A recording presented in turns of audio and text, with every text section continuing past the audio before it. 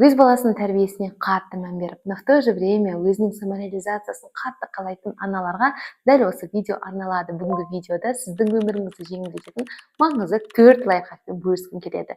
Тек қана психолог немесе коуч ретінде емес, сонымен қатар өзім де 2 баланың анасы ретінде, кішкентай баламен одновременно жұмыс жасап жүрген ана ретінде сіздермен бөліскім келеді. Ендеше кеттік. Ең алдымен таныса кетейік. Менің есімім Сүйрік Аймұратқызы, тәжірибелі 7 жылдық тәжірибесі бар психологпын. Осы күнге дейін 1500-ге жуық консультация жүргіздім және 8 курстың авторымын. Қазіргі таңда СДУ университетінде психолог ретінде жұмыс жасаймын. Ендеше кеттік, бастайық. Өте көп аналар өзінің өмірін ойлайды. Егер мен басқа ана 4-5 айлық баламен өзімен өзі жұмыс жасап ақша тауып жатыр, ал мен уже балам 1,5-да, әлі күнге дейін бірде-бір іс бастай алмай жүрген болсам, онда, наверное, я не дисциплинированный деп өзін жегідей жейді, өзін ұрсып, өзін быт-шыт критикасын шығарып, обесценивать етіп тастайды. Енді олай болмас үшін не істеу керек? Просто бір-біріңізбен салыстырмаңыз деген банальный лайфхактар айтатын боламын. Сіз үшін маңызды, шынымен де өміріңізге көмектесетін басты 4 лайфхакпен бөлісемін. Видео соңына дейін менімен бірге болыңыз. Ал бұл видео көбірек аналарға тарасыншы десеңіз, міндетті түрде лайк, коммент, репост қазірден жасап қойыңыз, потому что видео соңында инсайттардан уже бұл туралы ұмытып қаласыз.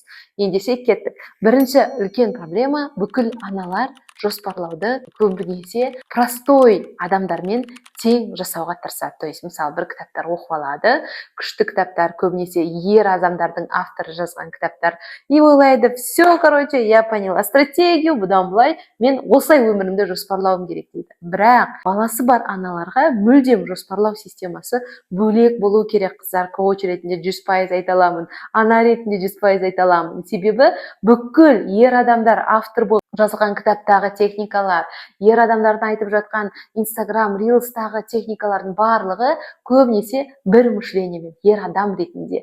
Ол сіз сияқты әйел болған жоқ, ол сіз сияқты баланы көтеріп, туып көрген жоқ. Яғни, ондай мышленияға кіре алу үшін ол нәрседе өмір сүріп көру керек деп ойлаймын бірінші кезекте. Енді, получается, жоспарлау стратегиясын, мысалы, белгілі бір периодтарда әртүрлі болып бөлінеді. Допустим, мен, мысалы, студенттік өмірімдегі жоспарлау стратегиям қандай болатын? Сағат сайын бәрін жазып тастайтынмын. Сағат 8-де мынаумен кездесу, сағат 9-да мынаған дайындалу, сағат 10-да деп сағат сайын, представляете, какое-то топ-планирование. И тут рождается у меня ребенок, и у меня первое разочарование в материнстве. Мен олай жоспарлауға тырысам, бірақ реали мүлдем ондай емес, потому что уже өміріңнің авторы сен емессің, уже балаң, кішкентай ғана балаң, да. И получается, сен 9-да ұйықтан тұрғың келеді, бірақ балаң таңғы 7-де тұрып алуы мүмкін. Или наоборот, сен сағат ертерек тұрып, давай мен дайындалайын дейсің, ол уже балаң тұрып қойған деген секілді.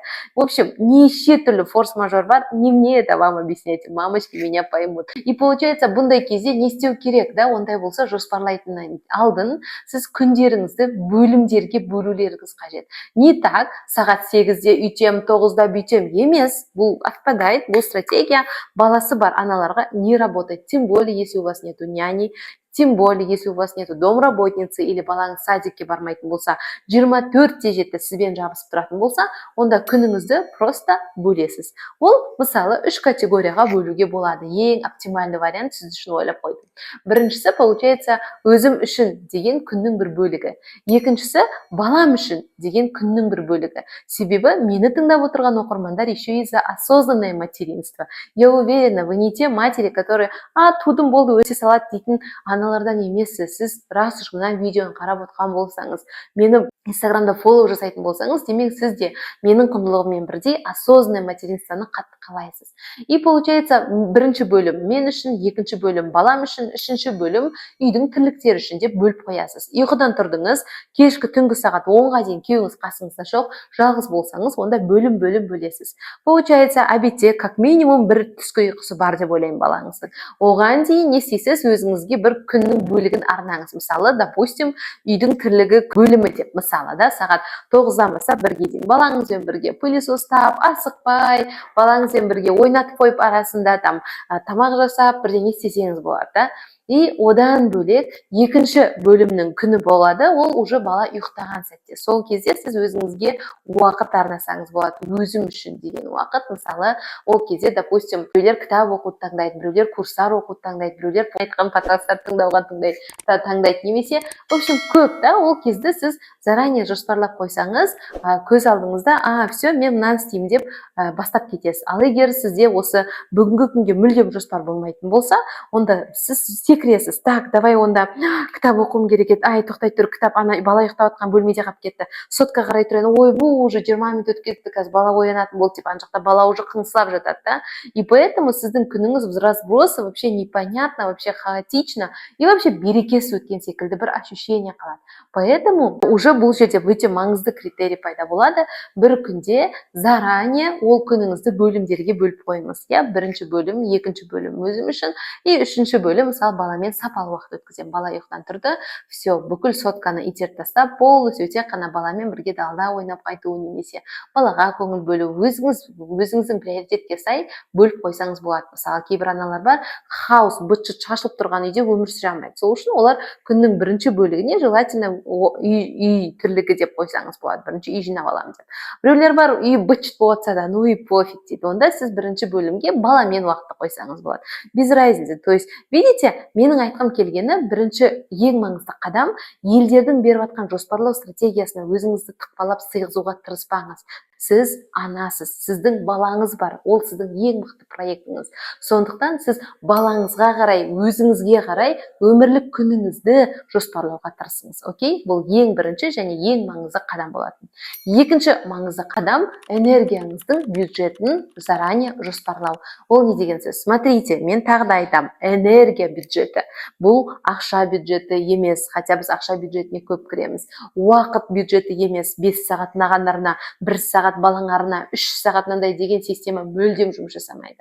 Энергия бюджетіңізді дұрыс жоспарлай алуыңыз қажет. Мысалы, допустим, сіз өзіңіз фрилансерсіз, өзіңіздің самореализацияңыз бар, и еще балаңыз бар, еще няняңыз жоқ, жалғыз өзіңіз болатын болсаңыз, онда бүгінге по приоритизации маңызды нәрсені қоясыз. Допустим, понедельник у вас какая-то съемка. Онда по приоритизации сол күн өте маңызды сіз үшін съемка. Үзілді-кесілді соған бүкіл вниманияңызды, фокусыңызды, дайындығыңызды соған қарай жасайсыз. Одан кейін өзіңізден басқа бір нәрсе күтпеңіз. Үйге барып тамақ істеуім керек еще. Барып балама сапалы уақыт бөле алмадым деп өзіңізді мүлдем кінәламаңыз. Бір күнге бір бектас жеткілікті. Окей, запомнили? Идем дальше. Мысалы, вторник. Ешқандай маңызды нәрсе жоқ, онда сіздің бектасыңыз баламен бүгін сапалы уақыт өткіземін. Болды. Баламен сапалы қайда барсам болады? Бір жерге барып қайтайын ба? Үйде сапалы өткізейін ба? Ол сіздің креативностіңізға, энергияңызға байланысты. Все. Баламен бір бектас бітті, одан басқа бектас өзіңізден талап етпеңіз. Енді среда, допустим, уже бірінші күні съемка, екінші күні баламен болдыңыз, үшінші күні бір бектас бар, ол көптен бері тамақ пісірілмеді, үйде тамақ жоқ. Аласыз, онда бүгінге тамаққа үлкен бір фокус қоямын, возможно, фаршированный перец морозилке тығып тастаймын, тағы бір нәрселер жасаймын, бірақ бүгін мен үшін маңызды нәрсе не?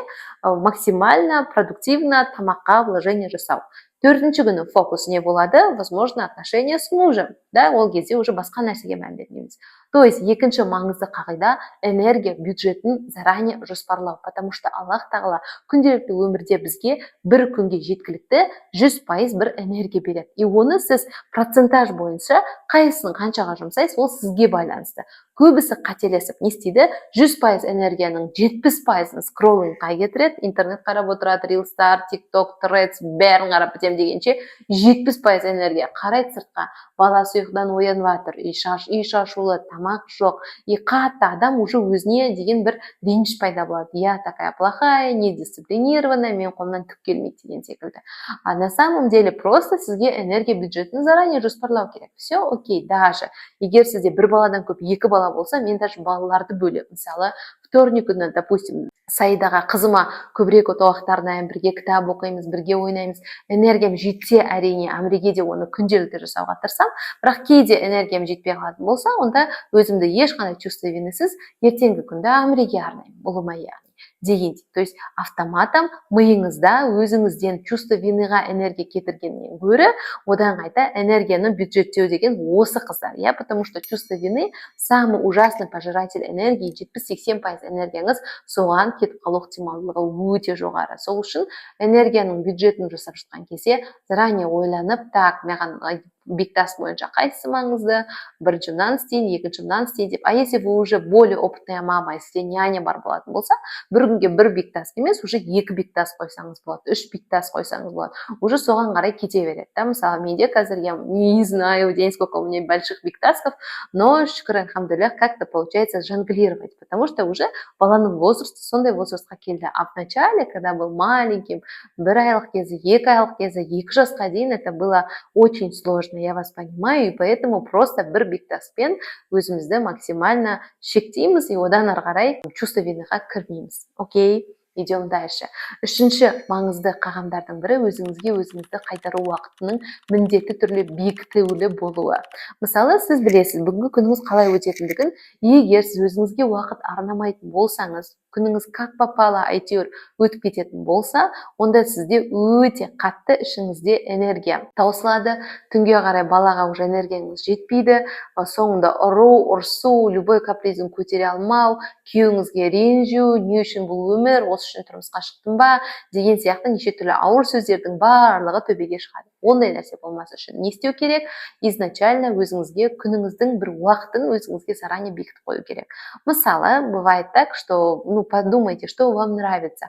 Возможно, просто 20 минуттық там дорама көру, возможно, просто өзіңізбен отырып шай ішу, возможно, просто далаға барып бір магазинге дейін жүріп қайту болуы мүмкін. И это все несложно на самом деле делать. Көбісі ойлайды, өзге уақыт арнау деген me time деп бізде инстаграмда шығып кетті ғой, как будто бы это все требует денег, да, типа как массажға шығуым керек, me time жасау үшін, ол үшін күйеуіме қалдыруым керек, баланы уақыт келісу керек деп жүргенде 1 ай бойы ана өзіне уақыт арнамайды. Представляешь? Или же, например, бывает шопинг деп ойлайды me time, или тағы бірдеңе деп ойлайды, но me time ол емес қой, me time күнделікті өз өміріңде жасай алатын нәрселерің де ғой. Мысалы, просто 15 минут душқа түсу, классно me time.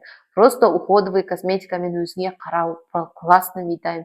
Просто барып фейс-массаж жасау, вообще супер, да? То есть бұның барлығы негізі тегін дүниелер, бірақ адамға өзінің темпераментіне сай энергия беретін дүниелер. Мысалы, если вы тактильный человек, сізге тактильный me time'дар ұнайды. Егер сіз более такой вот басқа форматта қаласаңыз, басқа нәрсе ұнайды. Просто өзіңізді дұрыстануыңыз қажет, да? И сол кезде сіздің зарядкаңыз 20% болса, бывает, например, айфонды зарядтаған кезде, егер бүкіл приложение қосылып тұрып зарядтасаң, ол желап зарядталады, да? И бір сағатта еле как-то 50-60%-ға жетуі мүмкін. А егер авиарежим қосып қойып, бүкіл приложениені өшіріп тастап, сотканы зарядтасаң, за 20-30 минут он может до 80% зарядиться. То же самое. Айфонның тілін тапқан секілді өзіңіздің де тіліңізді таба алуыңыз қажет. Сіздің темпераментіңіз қандай, сіз қалай демалғанда рахаттанасыз, сізге нақты не керек деген секілді, да? И оның барлығын білген кезде ғана вам легко к себе подобрать хоть какой-то ключ. И вот, получается, сіз шаршап келе жатқан кезіңізде сіз өзіңізге нені айтасыз? Я сүйрек, шаршап тұрғанын көріп тұрмын, давай мынаны доделаем, потом сағат мынаншада, как мы договаривались, или түскі ұйқысында ты сделаешь вот это, или там кешке жолдасың келген соң ты сделаешь вот это деп сами себе помогаете. То есть мида нейропсихологиялық тұрғыдан өзіңізді өзіңіз алдап, өзіңізбен өзіңіз договариваться етіп, негізі жетістіктерге жетуге болады. Лишь бы у вас было желание, девчат. Окей? Поэтому үшінші қағида осы болады. Төртінші басты қағида ол күнделікті 2 минутты өзіңіздің сезімдеріңізге арнау. 2 минуттық сезім практикасы деп аталады. Ол не деген сөз? 2 минут бойы, егер вы первый такой вот левел, да, который beginner болсаңыз, просто 2 минут терең дем аласыз, дем шығарасыз, телефонсыз, балаларсыз, айқай-шусыз өзіңіз отырып, өз-өзіңізге көзіңізді жұмып, сезімдеріңізді сұрайсыз, қандай сезімдерден өтіп жатырсыз, неге ол сезімдер пайда болды. Егер сіз уже давным-давно сезімдеріңізбен коннект болатын болса, мысалы, менің терапияма келетін ханымдарға, немесе курстағы ханымдарға, как раз таки гармонияға толы отбасы атты курстың бірінші мен бөлімінде мен уже более апдейтед версиясын беремін, да. Просто өз-өзіңе сұрау жеткіліксіз болуы мүмкін, апдейтед версияда отырып жазу, күнделік жазу. И көбісі ойлайды, шүрік, мен иттеп күнделік жазып жатырмын деп. Бірақ күнделіктің де стратегиясы болу керек. Әйтеуір күнделік жаздым деп тоқтамай бірдеңелер жасай беру адамға көмектеспейді. Оның да нейрокоучинговый инструменттері бар. Сол инструменттердің барлығын, то есть конкретно өзіңе қандай сұрақтар қою керек, өзіңде там қандай уақыттарда бұл сұрақтарды қою керек, қандай техникалармен өз-өзіңе көмектесе аласың. Бұның барлығы гармонияға толы отбасындағы мен бөлімінде берілген. Жалпы бұл курста 4 бөлімнен тұрады. Бірінші бөлім мен бөлімі, естественно, өзімізбен контакт орнатпай, гармоничный отношения құру өтірік әңгіме, сондықтан база фундаментально өзімізге мән береміз.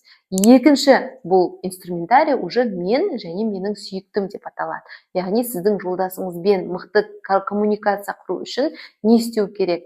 Сообщение техникасы, басқа да техникалар. Вообще қандай дұрыс коннект құру керек? Барлығы осы мен және сүйіктім бөлігінде.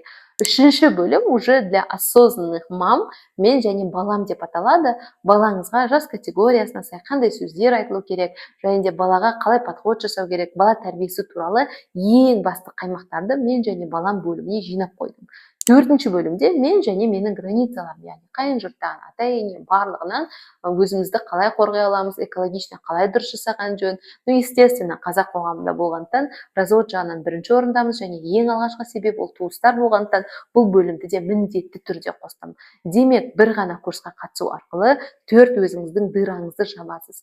Мен және сүйіктім, мен және балам, мен және қайын жұрт, жалпы бүкіл адамдармен границам деген. И ол курсқа как раз таки дәл қазір жеңілдікпен тіркелу болып жатыр, және дәл осы потокта өте көп онлайн практикалар қосқалы жатырмын. Сондықтан міндетті түрде дәл осы потокқа тіркеліп үлгеріңіз. Ол үшін жекеме гармония сөзін жіберсеңіз, мен сізге уже курстың қазіргі жеңілдікпен бағасы, структурасын толыққанды жіберетін боламын. Сонымен, құрметті аналар, өзіңіздің өміріңізді толыққанды под контролем ұстау үшін 4 маңызды ереже туралы айттым. Conclusion жасайтын болсақ, бірінші ереже ол получается күнді жоспарлаған кезде знаменитый жоспарлау техникалары бойынша емес, декреттегі ана техникасы бойынша жоспарлаймыз. Екіншісі, энергияның бюджетін заранее қадағалап, биктастардың санын шектеп қоямыз. Бүгін тек 1 биктас, бүгін тек 2 биктас деген секілді. Үшіншісі, өзіңізді қайтару уақытын міндетті түрде арнауыңыз қажет. Себебі өзіңізді қайтара алмасаңыз, өзіңізге me time жасай алмасаңыз, онда сіздің энергияңыз 0 болып, ары қарай балаңызды ұйықтатуға тырысасыз, түнгі ұйқыңыз 1000 бөлінеді, итак оған энергия жоқ, балаңызды ұрсасыз, то есть зарядталмаған күйіңізде ұйқыға батпаңыз. Міндетті түрде өзіңізге бір күнде бір уақыт арнау. Төртінші маңызды қағида ол 2 минуттық сезімдер уақыты, яғни сезімдерді тану өте маңызды. Бұл эмоциялық интеллектті жоғарылатады. Сезімдерді өзіңізге тану арқылы, осы сезімдермен жұмыс жасау арқылы сіз өзіңіздің более бақытты, более спокойный, менее тревожный бір версияңызға қол жеткізетін боласыз. Оның барлығы подкасттарға жеткізіп сыйғызу мүмкін емес, себебі подкасттарда тек қана информация форматы, да. Ал мен сіздерді более глубоко практикамен жұмыс жасауға шақырамын. Ол үшін гармонияға толы отбасы атты курсына міндетті түрде келіңіз, сізді сол жерде күтемін.